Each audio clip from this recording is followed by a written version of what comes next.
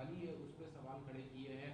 अब तो जो एमएलसी हैं वो भी खड़े कर रहे हैं कि जो सरकार का जो तरीका था 2024 लोकसभा में वो सही नहीं था, जिसकी वजह से जो रिजल्ट था वो उनके इस तरह से पॉजिटिवली उनके उसमें नहीं आया। नहीं, देखिए, ये जो आज ये समीक्षा भारतीय जनता पार्टी कर रही है, ये समीक्षा इनको जब चुनाव हो रहा था और इंडिया गठबंधन के लोग लगातार आरक्षण और संविधान को लेकर के इनके ऊपर उठा रहे थे। अगर उस समय भारतीय जनता पार्टी ने समीक्षा कर ली होती तो आज जो ये उत्तर प्रदेश में लोकसभा चुनाव की स्थिति बनी है ये ना होती।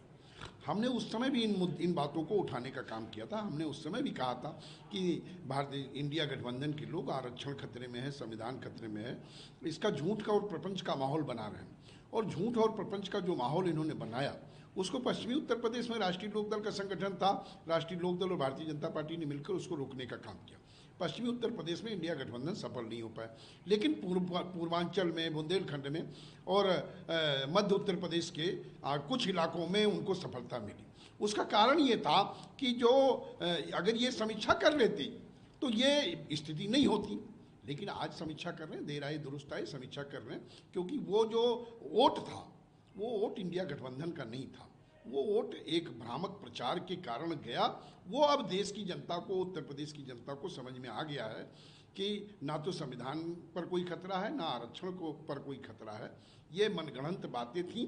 और अब ये जब उपचुनाव होगा तो उसमें आपको स्पष्ट दिखाई पड़ जाएगा कि इंडिया गठबंधन का कोई जनाधार नहीं था। वो बाई चांस एक भ्रामक खबर के तहत, जिसको लोग रोक नहीं पाए, पश्चिम में तो रुक गया तो वहाँ इनको सफलता नहीं मिली, बाकी जगह मिली, अब आगे नहीं मिलने वाली है, क्योंकि काठ की हड़िया एक ही बार चढ़ती है।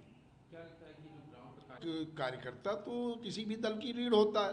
कार्यकर्ता ही सत्ता में जाता है, कार्यकर्ता ही मंत्री बनता है, कार्यकर्ता ही मुख्यमंत्री बनता है। तो कार्यकर्ता का तो सम्मान होना चाहिए। कार्यकर्ताओं की भी अपेक्षा है कि हमारी सरकार इतने वर्षों से चल रही है, हम लोग तो चलिए अब शामिल हुए हैं, हम अभी जल्दी शामिल हुए हैं, लेकिन कार्यकर्ता का तो सम्मान होना चाहिए। अगर ये बात कहीं से उठ रही है तो कार्यकर्ता को तो कहीं ना कहीं समायोजित होना चाहिए। उनको भी लगना चाहिए कि हम भी सरकार में हैं। कार्यकर्ता से संगठन की बात जुड़ती है और आज संगठन को लेकर केशव प्रसाद मौर्य दिल्ली में है। दिल्ली में जाकर उन्होंने ट्वीट भी किया कि संगठन सरकार के ऊपर होता है।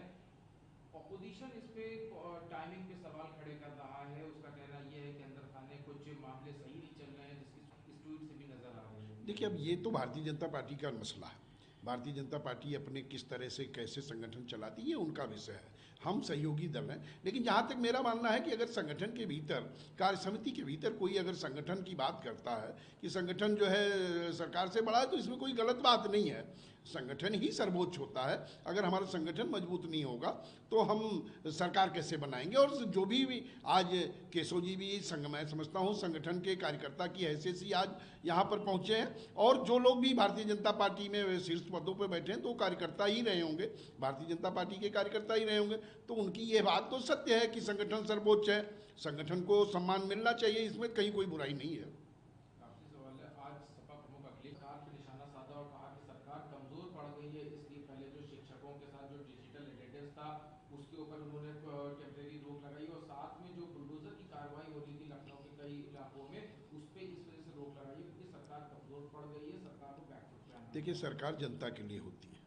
सरकार का काम तानाशाही करना नहीं है। ये एनडीए की सरकार डेमोक्रेटिक सरकार है। जो भी वहाँ पर लखनऊ में कुकरेल बंधे पर जो नदी के शोधन के नाम पर नदी के प्रदूषण को दूर करने के लिए कुकरेल नदी को शुद्ध करने की बात चल रही थी, उसमें 35 मीटर तक का निशान लगाने को कहा गया था। अधिकारियों ने 50 मीटर लगा दिया गया।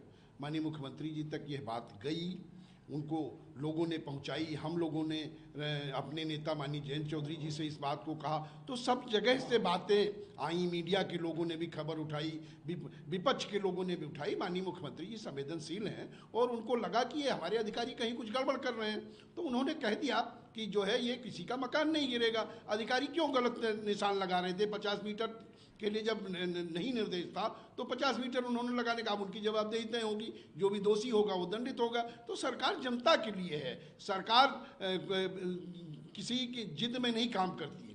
टीचर्स के लिए की बात आई, वो उन्होंने उनका 2 माह का समय दिया है कि भाई उसकी भी वो समीक्षा करेंगे। तो इसमें विपक्ष अगर कोई लगता है कि सरकार कमज़ोर हो गई, अगर हम जनता के लिए जनहित में हमको बार बार जनता के सामने झुकना पड़ेगा तो हम झुकने का काम करेंगे। हमने जनता के लिए सरकार बनाई है, हम हठधर्मिता करने के लिए सरकार नहीं बनी है।